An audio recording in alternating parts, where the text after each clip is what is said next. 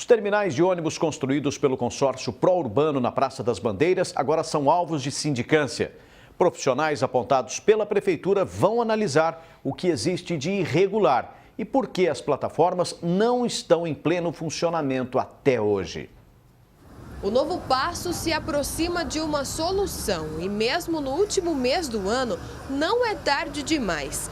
A publicação do Diário Oficial do município dá conta da sindicância que foi assinada pelo prefeito Duarte Nogueira para apurar o que há de errado nas plataformas da Estação Catedral.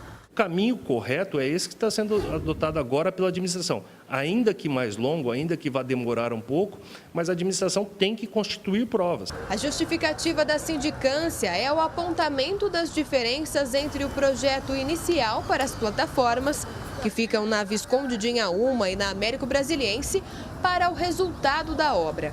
As alterações teriam sido feitas em reuniões assinadas por um grupo de pessoas que não tinham poder técnico ou mesmo competente. Já perdeu muito tempo, muito dinheiro, não só com a questão do terminal, mas com os erros passados da administração, né?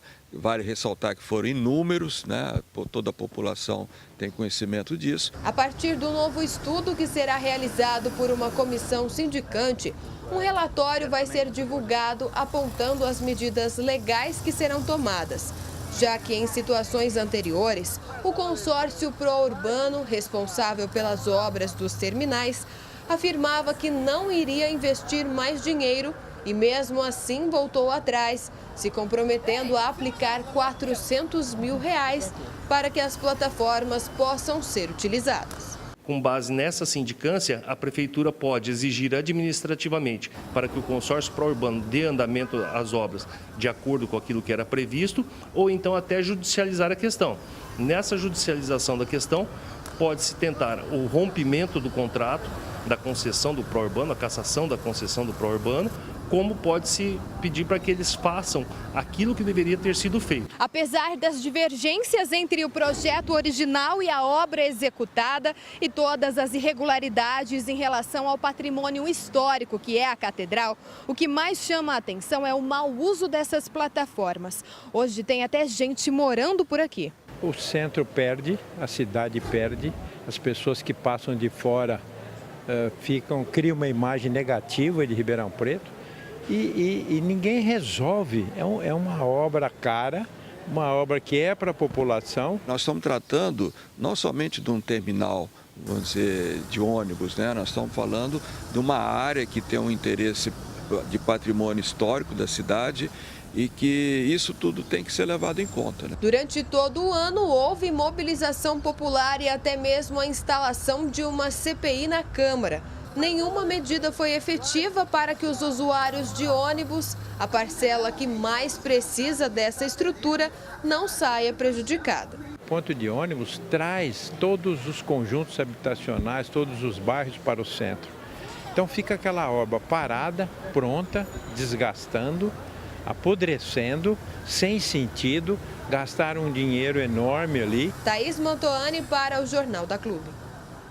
A Pró-Urbano disse que realizou as obras conforme as determinações da administração anterior. Sobre a presença de moradores de rua nas imediações, a Prefeitura declarou que realiza abordagens e sempre que há o desejo, eles são encaminhados para programas sociais. Rafael Aguiar ao vivo traz mais informações. Rafael? Pois é, Pucci, esses assuntos envolvendo o transporte público em Ribeirão Preto ainda vão gerar muita polêmica. Para falar um pouco mais sobre esse assunto, eu converso agora com o cientista político José Elias Domingos. José, como funciona o processo de sindicância? Boa tarde. Boa tarde, Rafael. Boa tarde a todos.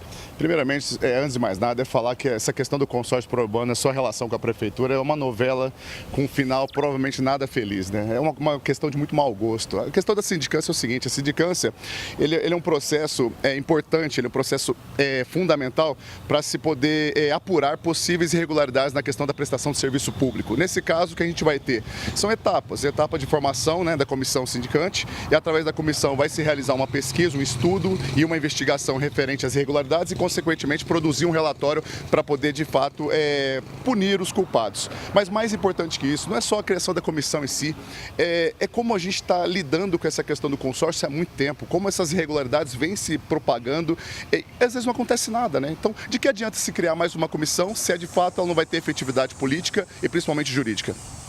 O conteúdo apurado em CPI pela Câmara pode contribuir de alguma forma no estudo?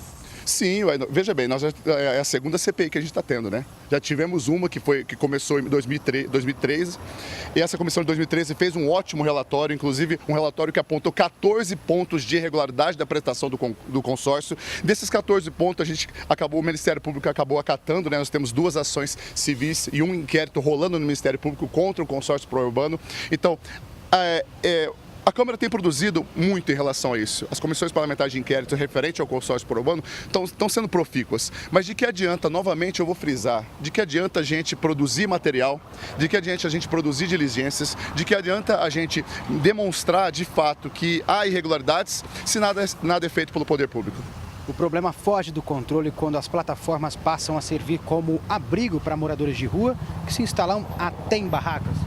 Na verdade, essa questão dos moradores procurar abrigo nos terminais é uma questão de um problema social, né? O mais grave não é esse. O mais grave é que o cidadão comum, ele não só tem que sofrer com altas tarifas, uma prestação de serviço péssimo, muitas vezes chove, ele não tem terminais, ponto de ônibus que são cobertos, os ônibus atrasam pra caramba, nós temos uma prestação irregular das contas de bilhetagem, são vários erros. Quem sofre de fato é o cidadão que paga os seus impostos, o cidadão que precisa de transporte público para, por exemplo, trabalhar e ele vem sofrendo com uma péssima prestação de serviço. Passou da hora de romper esse contrato. E o Poder Executivo pode fazer isso porque tem prerrogativa contratual. Tá certo, o usuário está sendo deixado de lado, né, Zé Elias? Muito obrigado pela sua participação aqui no Jornal da Clube. Daqui a pouco eu volto com outras informações. Paulo Rossi. Obrigado, Rafael.